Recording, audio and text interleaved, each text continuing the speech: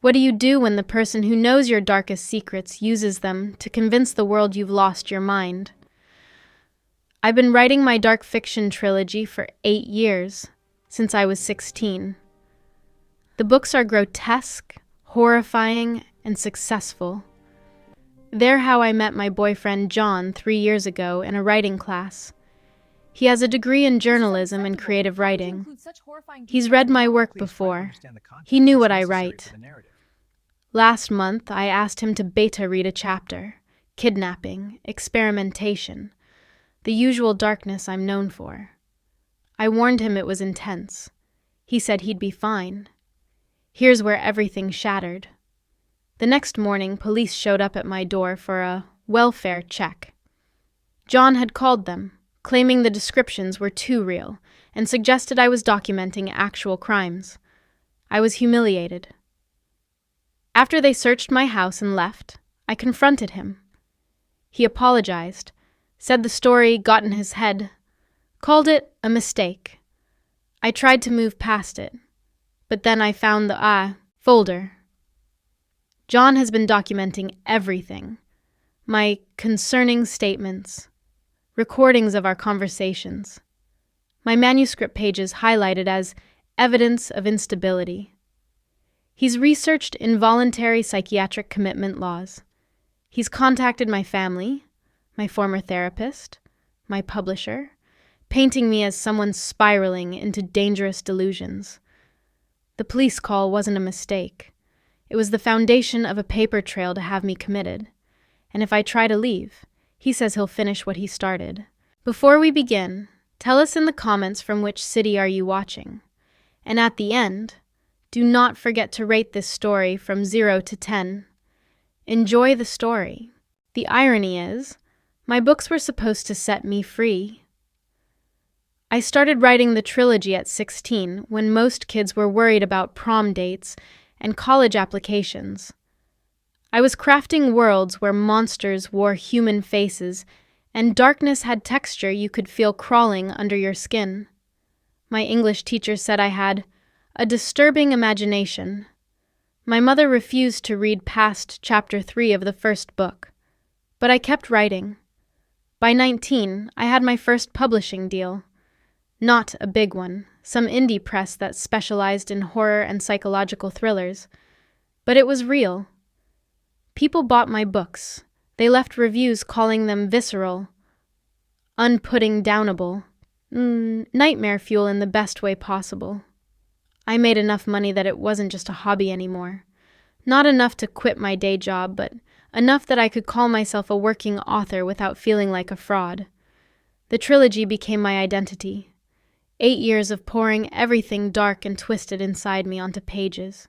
Kidnapping, psychological torture, body horror, non-consensual experimentation that made beta readers physically uncomfortable. That was the point. I wanted readers to feel something, even if that something was revulsion. John understood that. Or I thought he did. When we met in that writing class 3 years ago, he was the first person who didn't flinch when I described my work. He had a journalism degree, a creative writing background. He talked about the art of discomfort and pushing boundaries. He read my published books and called them brilliant. He made me feel seen in a way no one else had. Looking back now, I wonder if he was studying me even then, taking notes, learning my vulnerabilities, understanding exactly which parts of my success could be twisted into evidence of instability, because that's what he's doing now, taking 8 years of professional work, of reader praise, of commercial success, and reframing it as a timeline of my descent into madness. Every grotesque scene I wrote isn't fiction anymore. It's a symptom, a cry for help, proof that I'm dangerous. My success became the weapon he's using to destroy me. I should have known something was wrong when he quoted my own book back to me on the first day. The writing class was one of those community college workshops. 12 people sitting in a circle, sharing their craft. Most of them were writing memoirs about their divorces or fantasy novels with elves. I was there because my publisher suggested I network, meet other writers, maybe find some beta readers who wouldn't ghost me after chapter 2. John sat across from me, confident in that way creative writing majors always are. When it was his turn to introduce himself, he mentioned his journalism degree, his love for transgressive fiction, and then, casually, like it was nothing, he referenced a line from my second book. Word for word, a line buried in chapter 18 that most readers never made it to. I loved that part, he said, looking directly at me. The way you made violation feel inevitable, like the character chose it by simply existing. Everyone else in the circle looked confused, but I felt seen, understood. This stranger had not only read my work, he'd absorbed it. He got what I was trying to do. We started talking after class. He asked intelligent questions about my process, my influences, why I chose horror over literary fiction. He didn't treat my books like guilty pleasures or shock value. He treated them like art. When I showed him drafts, his notes were sharp, insightful. He understood pacing, atmosphere, the psychology behind why certain scenes worked. He made me feel like I'd finally found someone who spoke my language. I trusted his eye because he proved he understood darkness. He never flinched, never judged, never suggested I tone it down like every other person in my life had at some point. He celebrated the parts of my writing that made other people uncomfortable. What I didn't realize was that he wasn't celebrating my work. He was cataloging it. Every grotesque detail I shared, every boundary I pushed in my fiction, he was filing it away, learning my patterns, understanding exactly how to use my own creativity as evidence against me. The man who knew exactly what to say was always planning to use those words to prove I was insane. I never thought a fictional kidnapping would lead to my own imprisonment. My usual beta reader was on vacation, and I needed fresh eyes on chapter 23. It was intense, even by my standards. The main character gets abducted by a research facility conducting illegal human experiments, non-consensual medical procedures, psychological torture designed to break her sense of self, body horror that made my own skin crawl while writing it. I knew it was heavy. That was the point. When I asked John to read it, I gave him the same warning I'd given every beta reader before him. This is grotesque. It's supposed to be horrifying. If it's too much, just tell me. He smiled that reassuring smile I'd come to trust over 3 years. Babe, I've read all your books. I know what you write. I'll be fine. He seemed excited, actually. Said he loved being part of my creative process. Mentioned how cool it was that I trusted him with the dark stuff before anyone else saw it. He poured himself coffee, settled onto my couch with the printed pages, and started reading while I worked on other chapters in the next room. Everything seemed normal. He didn't call out with questions, didn't come find me looking disturbed. When I checked on him an hour later, he was still reading, making notes in the margins like always. How is it? I asked. Really good, he said without looking up. You're really nailing the psychological aspect of captivity. That night he stayed over. We ordered takeout, watched a movie. He was affectionate, relaxed. The same John I'd known for years. There was no indication anything was wrong. No hint that while I was sleeping beside him, he was already planning his next move.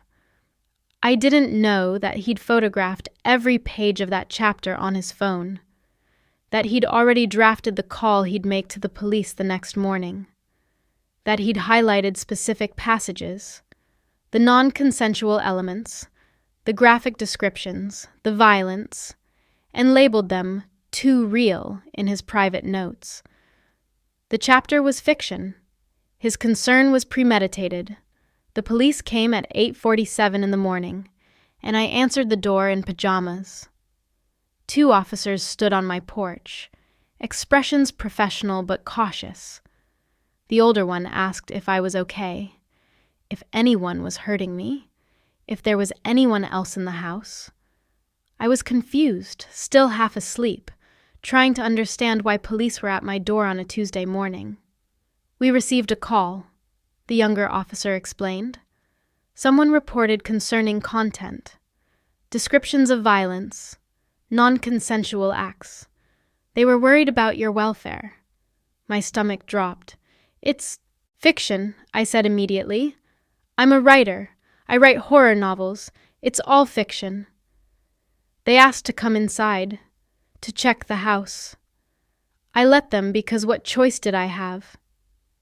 They walked through my home like it was a crime scene, checking closets, looking in my office where manuscripts were scattered across the desk. I stood in my own living room explaining my publishing history, showing them my books on Amazon, proving I was a professional author, not a victim or a criminal. The humiliation was suffocating. My neighbors were probably watching through their windows. These officers were rifling through my personal space because someone thought my fiction was real.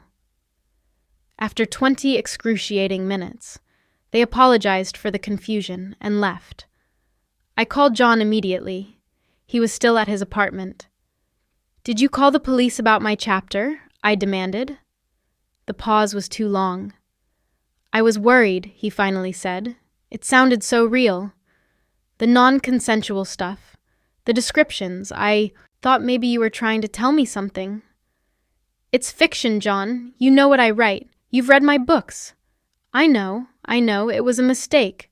The story just got in my head and I panicked." But here's what didn't make sense.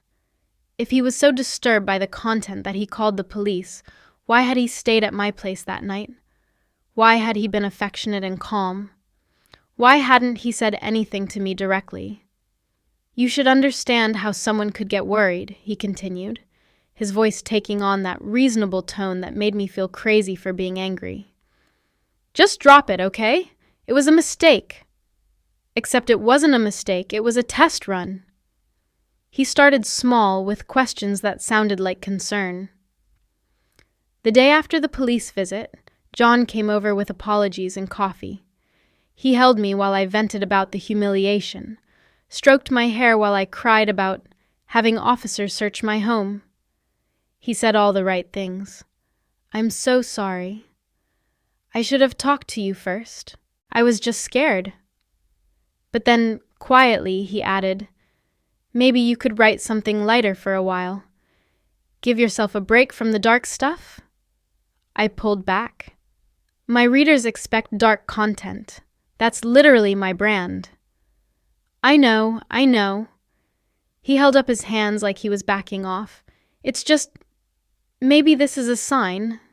That chapter really messed with my head, and I study this stuff. I have a journalism degree. If it got to me that badly, maybe it's too intense." I felt something shift in my chest, doubt creeping in. Over the next few days, he kept dropping comments, small ones, carefully placed. "Do you ever worry your books might attract the wrong kind of attention?" I read that article about how consuming violent content affects mental health, even creating it. "Your mom mentioned she's worried about you. She thinks the writing is getting darker." Each comment was delivered with love, with supposed concern, but together they formed a pattern. My writing, the thing I'd dedicated 8 years to, the work that had brought me success, was being reframed as a problem, as something disturbing, as evidence of something wrong with me. I started second-guessing every sentence. Was this scene too violent? Was this description too graphic? Would someone read this and think I was sick? John noticed my hesitation. "I'm not saying stop writing," he'd say gently. "I just want you to be safe, mentally healthy. Maybe talk to someone about why you're drawn to such dark themes." The suggestion landed like poison. Talk to someone, like I needed therapy, like my creativity was a symptom.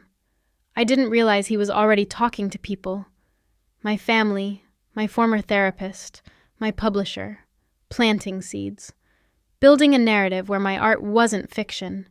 It was a cry for help from someone losing her grip on reality. I found the folder because he left his laptop open on my kitchen table. He'd gone to grab food, said he'd be back in 20 minutes. His computer was still logged in, screen glowing with what looked like a Word document. I wasn't trying to spy. I just glanced over while getting water. The document title made me freeze. Timeline of Concerning Behavior. Evidence Log. My hands shook as I clicked it open. The first entry was dated 3 weeks ago, right after I'd asked him to read that chapter. But it wasn't about the chapter itself. It was about me. Subject displayed detachment when discussing graphic violence, spoke about torture methods with disturbing enthusiasm, appears to be losing distinction between fiction and reality. Subject. He'd called me subject. I scrolled down, page after page of entries, all written in that clinical journalism tone he'd perfected in college. Dates, times, observations about my behavior, except none of it was real. Subject became agitated when questioned about dark themes.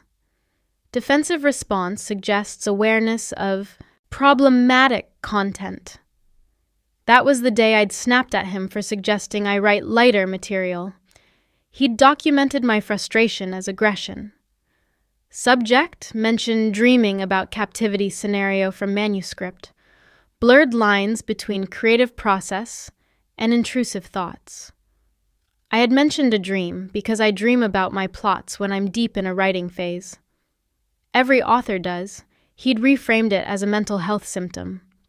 There were more files in the folder, screenshots of my manuscript pages with passages highlighted in red, voice recordings labeled with dates and episode numbers, a spreadsheet tracking my declining mental state, with entries that corresponded to chapters I'd written. He'd turned my entire creative output into a psychiatric profile, but the worst part, the thing that made my blood run cold, was the subfolder labeled Supporting Documents. Inside were draft emails to my mother, my former therapist, my publisher, all unsent, all carefully worded to express concern about my recent behavioral changes and disturbing fixations. He was building a case, a paper trail, making it look like multiple people were worried about me. The police call wasn't a mistake. It was patient zero of a manufactured mental health crisis. And I'd just found his entire plan, outlined like a journalism investigation, complete with sources and evidence. All of it fabricated. All of it designed to prove I was insane. The folder was damning, but what I found in his desk drawer was a death sentence. I knew I shouldn't keep looking. I'd already seen too much. But my hands were moving on autopilot, pulling open his desk drawers with shaking fingers. If he'd documented everything else, what else was he hiding? The top drawer had normal stuff: pens, notebooks, charging cables. The second drawer held file folders labeled with innocent names: work projects, story ideas, research. I opened research. Inside was a printed PDF titled Involuntary, Psychiatric Hold, Application Form and Requirements. The pages were highlighted, annotated with his neat handwriting in the margins. He'd underlined the criteria: danger to self or others, unable to provide for basic needs, gravely disabled due to mental disorder. Beside each criterion, he'd written notes referencing my manuscript pages, my episodes from his evidence log, the police welfare check. But that wasn't the worst part. Clipped behind the informational packet was an actual blank application form for involuntary commitment. Form 5150. the legal mechanism that could lock someone in a psychiatric facility for 72 hours without their consent. He'd filled out sections in pencil, my name, my age, my address. The reason for hold section had bullet points drafted. Documented escalation of violent ideation in written materials. Police welfare check initiated, due to concerning content, see attached report. Subject exhibits poor reality testing, unable to distinguish fiction from intrusive thoughts. Family and professional contacts express concern about recent behavioral deterioration. Poses potential danger to self due to dissociative episodes. Every single point was either a lie or a twisted version of the truth. The police welfare check he'd initiated himself. The family concerns he'd manufactured through unsent emails. The violent ideation that was literally my job as a horror writer. At the bottom of the form, 2 signature lines, one for the reporting party, one for a licensed mental health professional. His line was blank, but paper-clipped to the form was a business card for a psychiatrist with a handwritten note. Owes me a favor, a journalism piece I killed last year. Will sign if needed. He had a doctor ready to commit me. All he needed was the right moment to pull the trigger. I heard his key in the lock and knew I was out of time. I'd shoved everything back into his desk drawer, closed his laptop, tried to make it look like I hadn't just discovered his entire plan. But my hands were still shaking when he walked in, carrying takeout bags, that familiar smile on his face. "Got your favorite," he said, setting the food on the counter. I couldn't do it. Couldn't pretend. Couldn't sit across from him and eat dinner like I hadn't just found the form that would strip away my freedom. "I know what you're doing," I said. The smile didn't fade immediately. He tilted his head, playing confused. "What do you mean?" "The folder, the evidence log, the commitment forms, I found all of it." For a long moment he just stared at me. Then something shifted in his expression, like a mask sliding off. The warmth drained from his eyes, replaced by something cold and calculating. "You went through my things." Not a question, an accusation. "You're trying to have me committed. You've been building a case against me using my own writing." "Because you need help," he interrupted, his voice eerily calm. "Look at yourself. You're paranoid, irrational. You're so deep in your fictional worlds that you can't see what's happening to you." "I'm not crazy, John." That's exactly what someone who's losing touch with reality would say. He stepped closer, and I instinctively moved back. "I've been documenting your decline because I care about you.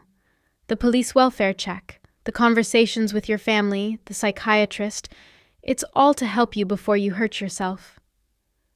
"I haven't hurt anyone. I write fiction." "You write about torture and violence and non-consensual experimentation," he said, his voice rising.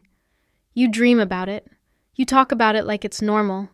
Your own mother is worried about you." "You contacted my mother without telling me." "Because you're not well enough to see it." His composure cracked. "I've spent months trying to help you, trying to get you to see reason, and you repay me by accusing me of, what? Conspiracy?" He pulled out his phone. "One call," he said quietly. "One call to Dr. Morrison, and this all gets handled properly. You'll get the help you need, or you can walk away right now and I'll make sure everyone knows exactly how unstable you've become." The room felt like it was closing in. "Your choice." I had 2 choices. Let him call that doctor, or run. I chose to run. "I need to think," I said, keeping my voice steady even as adrenaline flooded my system. "You're right. This is a lot. I just need some air." He studied me, suspicious but not quite convinced I was fleeing. "Don't do anything stupid." "I won't," I lied. I grabbed my keys, my phone, my wallet, nothing else that would signal I wasn't coming back. Walked to my car like I was just going for a drive to clear my head. He watched from the doorway, phone still in his hand. I drove to my bank first, withdrew cash, then to my friend Sarah's house across town, someone John had never met, never documented. She took one look at my face and let me in without questions. From her couch I called a lawyer, then my publisher, then my mother to warn her that John might contact her with lies. Each call was harder than the last, explaining that my boyfriend had been manufacturing evidence to have me involuntarily committed because my horror novels made him feel powerless. It sounded insane when I said it out loud. But the evidence in those files, the form with my name on it, that was real. Over the next few days, the lawyer helped me file for a restraining order. My publisher released a statement supporting me. My mother, horrified, confirmed John had never actually contacted her. Those emails were drafts of a plan he hadn't executed yet. I'd escaped just in time. The hardest part wasn't leaving John. It was confronting the truth. My writing was never the problem. My success, my independence, my refusal to be small and palatable, that's what threatened him. So he tried to pathologize my power, to convince everyone that my darkness was disease rather than art. But darkness isn't madness. Creation isn't pathology. And a partner who needs to destroy your voice to feel powerful isn't a partner at all. He's a cage masquerading as love. I kept writing, darker than ever. Because the best revenge against someone who tried to silence you is refusing to disappear. Real love doesn't pathologize your passion. I learned that the hard way, when someone who claims to love you uses your creativity as evidence of your insanity. It's not concern, it's control. John didn't mistake my fiction for reality. He weaponized it deliberately, turning 8 years of professional work into a psychiatric diagnosis because my success, my independence, my dark imagination threatened him. Your art is not a symptom. Your passion is not a disorder. And anyone who can't distinguish the creator from the creation doesn't deserve access to either. True support celebrates your darkness without fearing it. Anything else isn't love, it's a cage disguised as care. If this story touched you, remember, you don't need to be a champion to make a difference. You need the courage to stand for what's right, even when the person manipulating you is someone you loved. You need the humility to recognize when love has twisted into control. And you need the strength to protect your voice when someone tries to pathologize your power. That's the kind of courage that saves lives, sometimes your own. Thank you for watching to the end. If today's story resonated with you, if you've ever had someone weaponize your passion against you, or you know someone trapped in a relationship where their talents are being reframed as illness, please hit subscribe so you won't miss new episodes every week. Which moment hit you hardest? Was it the hidden folder? The commitment form with her name already filled in? The confrontation where his mask finally fell? Tell me in the comments below. Don't forget to like this video so the algorithm knows you want more stories of survival, justice, and refusing to be silenced. If you're watching from a particular city, share where you're tuning in from. I'd love to see how wide our community of survivors and allies reaches.